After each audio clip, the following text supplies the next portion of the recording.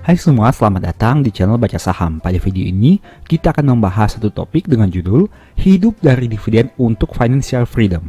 Ini strateginya. Tapi seperti biasa, semua pembahasan ini bukan rekomendasi dan hanya informasi. Ingat, kerugian kamu tanggung sendiri ya. Nah, pada video ini saya mau bahas lebih detail tentang video yang sudah pernah dibuat sebelumnya. Supaya pemahaman kita sama, mari kita nonton dulu video ini. Kemudian, nanti ada beberapa hal menarik yang ingin saya tunjukkan. Seperti yang sudah pernah di-sharingkan pada beberapa video sebelumnya, saya punya dua akun sekuritas, yang mana berisi saham untuk investasi jangka panjang dan trading jangka pendek. Untuk portofolio investasi, tujuan utama saya dalam membeli saham adalah menikmati dividennya untuk dijadikan sebagai sumber kebutuhan setiap bulan.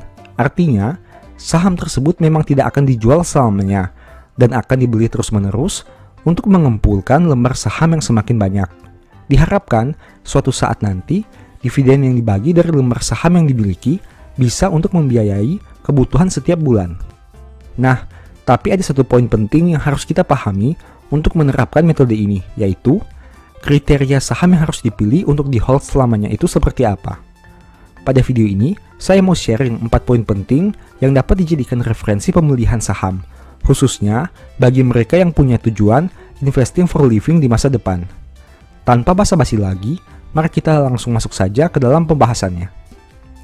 Poin pertama, rutin membagi dividen minimal 10 tahun terakhir. Karena tujuan utama kita adalah mendapatkan dividen, otomatis syarat mutlak yang harus dimiliki perusahaan adalah tidak pernah absen membagi dividen setiap tahun. Kriteria ini menjadi salah satu poin inti, karena di sini yang kita harapkan adalah dividen dan bukan capital gain.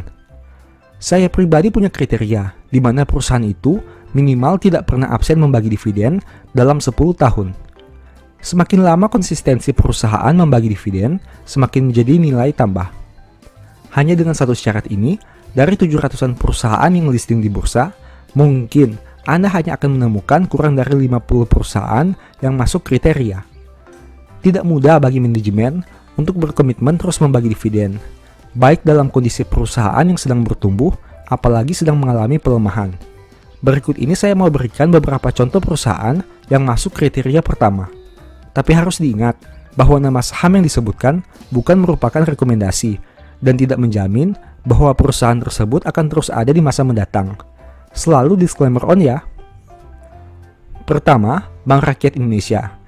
Dividen per share saham ini untuk tahun buku 2008 adalah Rp16,88. Angka tersebut meningkat 896,44% jika dibandingkan dengan dividen per share tahun buku 2019 sebesar Rp168,2 di tahun itu.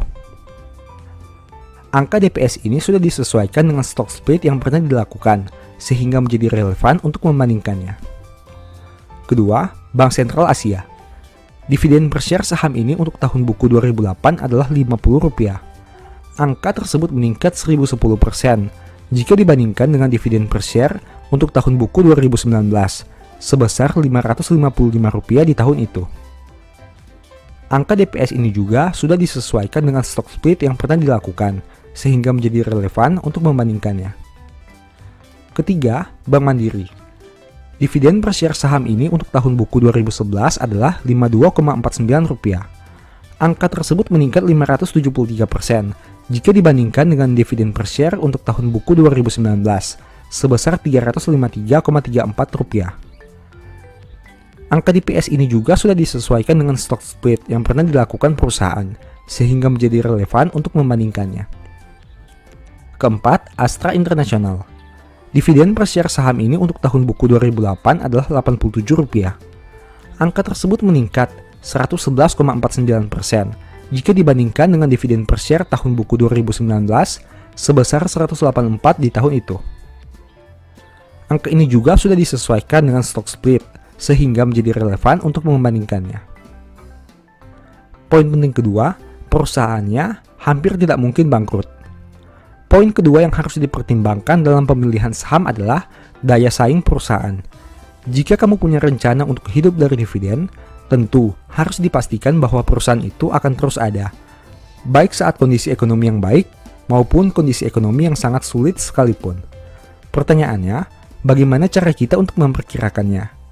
Ada beberapa cara yang dapat dilakukan, yaitu: pertama, lihat kondisi perusahaan ketika terjadi krisis dan apa tindakan yang dilakukan manajemen terkait kondisi itu.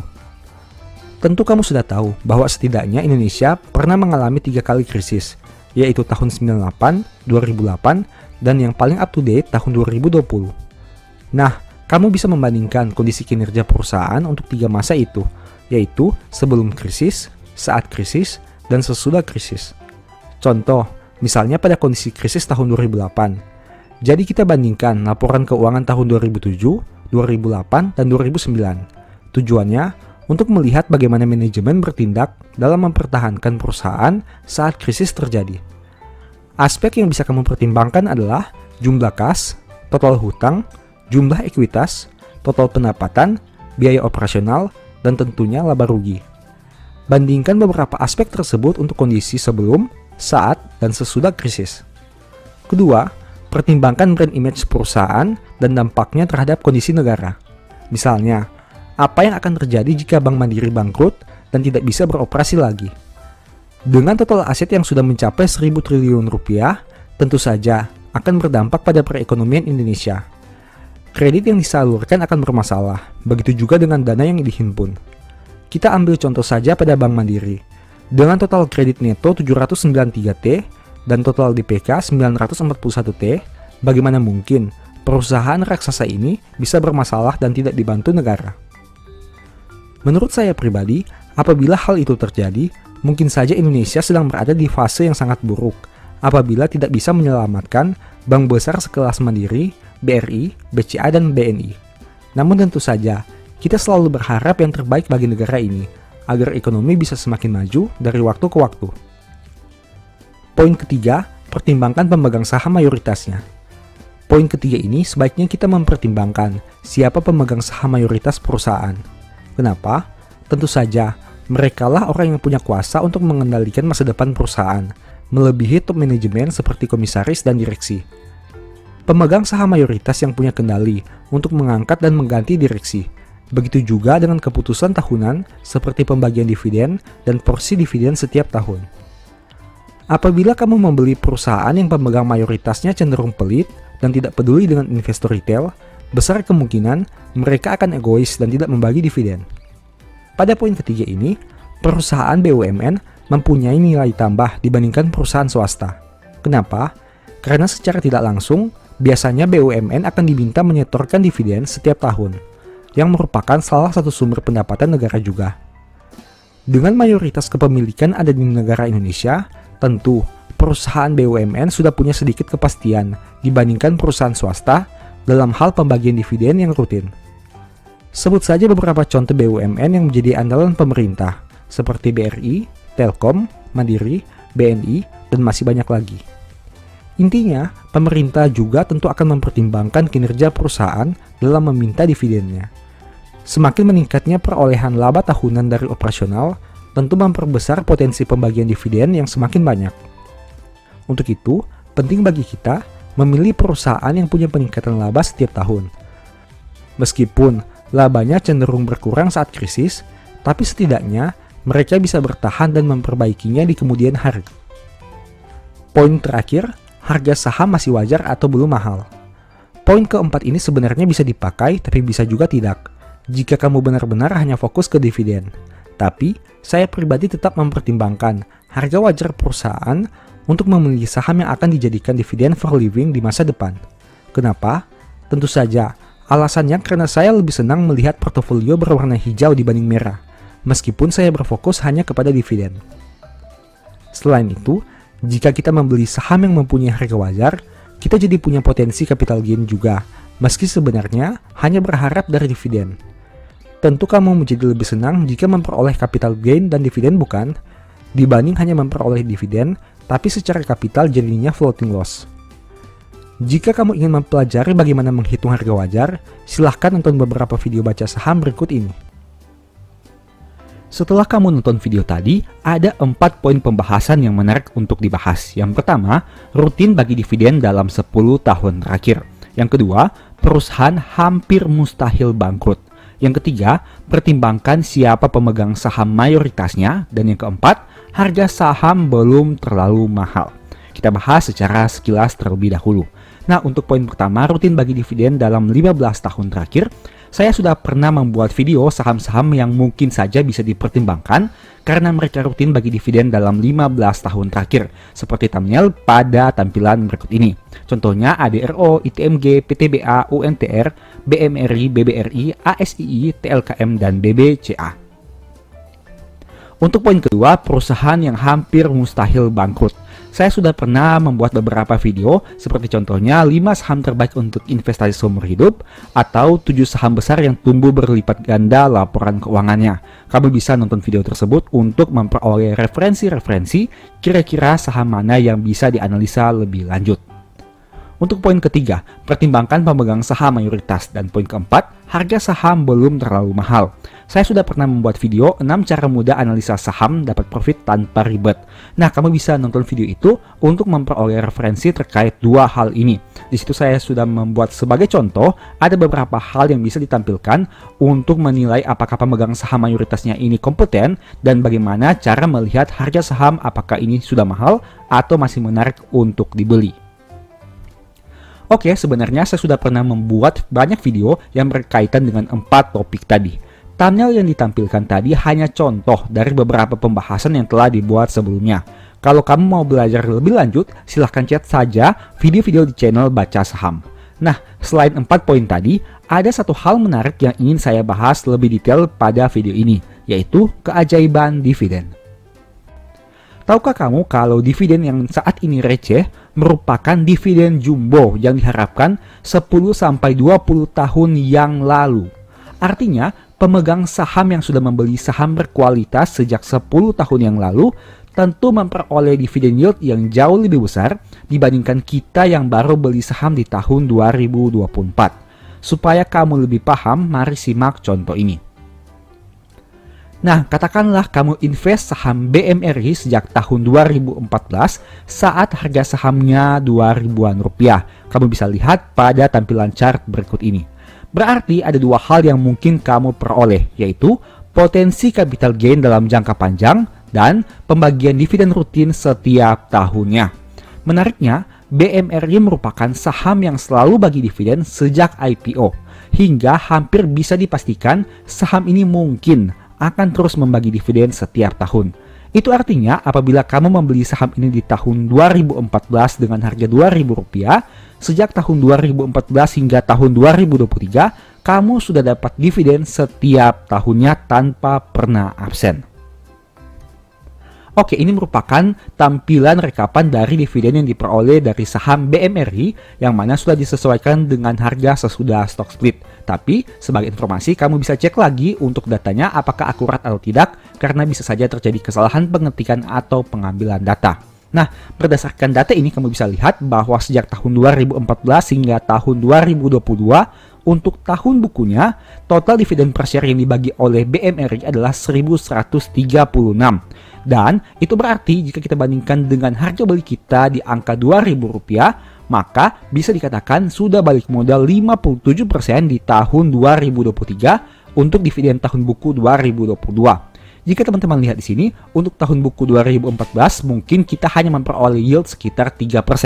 Tapi angka ini akan terus bertambah seiring dengan dividen yang kita terima setiap tahunnya. Contohnya 3% untuk tahun buku 2014. Naik menjadi 6% untuk tahun buku 2015, naik menjadi 9% di tahun buku 2016, naik 14% di tahun buku 2017, 20% di tahun buku 2018, 29% di tahun buku 2019, 35% di tahun buku 2020, 44% di tahun buku 2021, dan 57% di tahun 2022 untuk tahun bukunya. Nah, angka persentase yang kamu lihat ini bukan dividen yield, melainkan persentase balik modal dari harga pembelian kamu, yaitu Rp2.000. Jika hal ini terus berlangsung dari waktu ke waktu, akan ada saatnya kamu balik modal hanya dari dividen saja. Seperti contohnya, sejak tahun 2014 hingga tahun 2023 untuk tahun buku 2022, kamu sudah balik modal sekitar 57%. Apabila hal ini terus berlangsung dari waktu ke waktu, maka persentase balik modal kamu akan semakin besar hingga nantinya akan mencapai 100%. Jika untuk dividen tahun buku 2023 yang akan dibagikan tahun 2024 ini, BMRI memberikan dividen per share misalnya 330. Ini masih misalnya. Berarti mereka yang sudah punya saham BMRI di harga 2000 pada tahun 2014 seperti tampilan di chart ini akan memperoleh dividen yield 16,5%. Wow, persentase yang sangat menarik. Tentunya, yield ini sudah setara dengan dividen yield saham pertambangan seperti ADRO, UNTR, ITMG, PTBA yang biasanya dividen jumbo saham tambang, kamu dapat dividen jumbo saham big banks dengan salah satu cara yang sangat sederhana, yaitu beli kemudian disimpan dalam jangka panjang. Tentunya tidak semua saham bisa seperti ini, jadi kamu harus analisa lagi karakter sahamnya, seperti apa dividennya rutin dibagikan atau tidak, dan masih banyak lagi. Nah, tapi itu kan data di tahun 2014, data masa lalu. Kita kan sudah tidak bisa beli saham BMRI di tahun 2014. Lalu bagaimana? Setidaknya ada dua hal yang bisa kamu lakukan. Yang pertama, sediakan dana cadangan untuk membeli lebih banyak saat terjadi penurunan harga besar-besaran, misalnya di tahun 2020.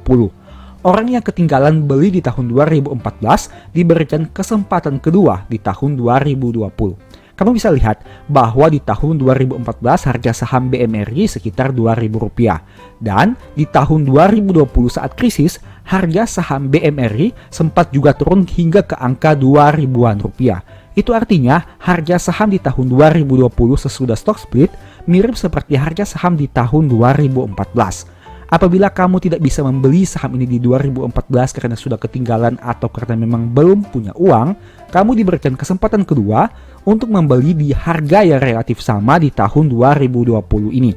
Ini merupakan salah satu kesempatan emas untuk membeli saham blue chip dengan harga yang lebih murah yang mana sangat jarang orang memperolehnya. Yang kedua, analisa dan proyeksikan kinerja perusahaan di masa mendatang. Apakah punya kemungkinan dividennya berlipat ganda atau tidak? Jika iya, berarti pada kondisi normal harusnya laba perusahaan berlipat ganda juga. Misalnya, dividen untuk tahun buku 2023 kita asumsikan 330 per lembar saham.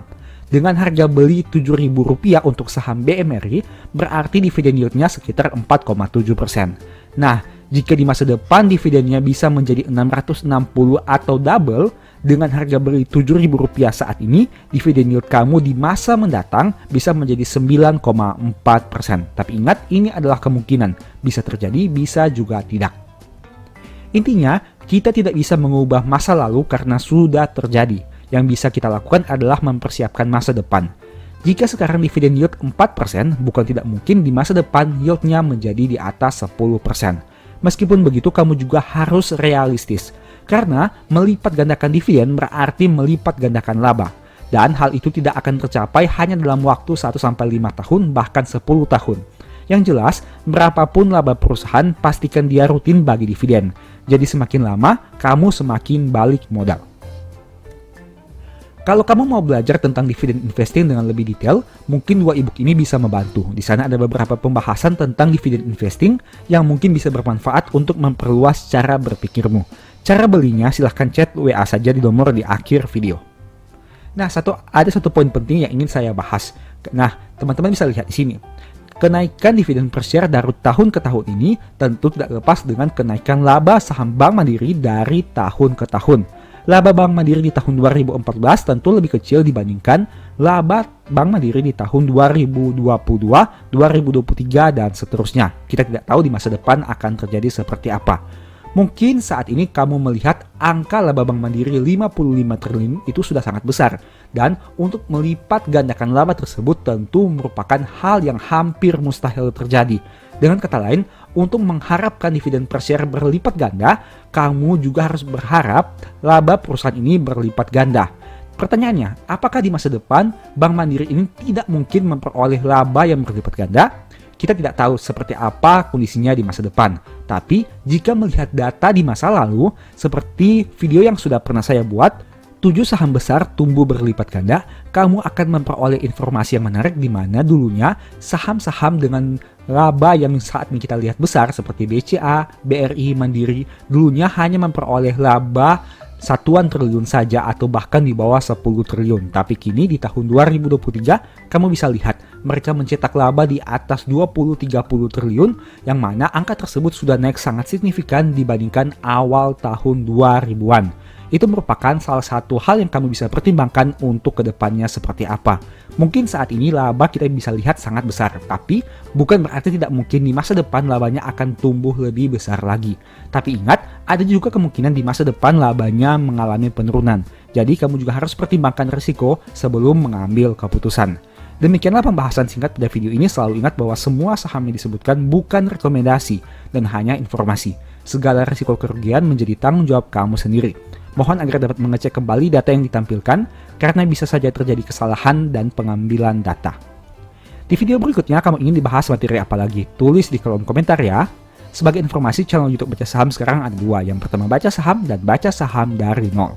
Berikut ini beberapa list ebook baca saham. Pertama, Stock for Living, Strategi Nabung Saham, The Stock Market, dan Cara Cepat Analisa Laporan Keuangan. Apabila tertarik, chat saja pada nomor WA yang ada. Sekian video ini, semoga bermanfaat. Thank you.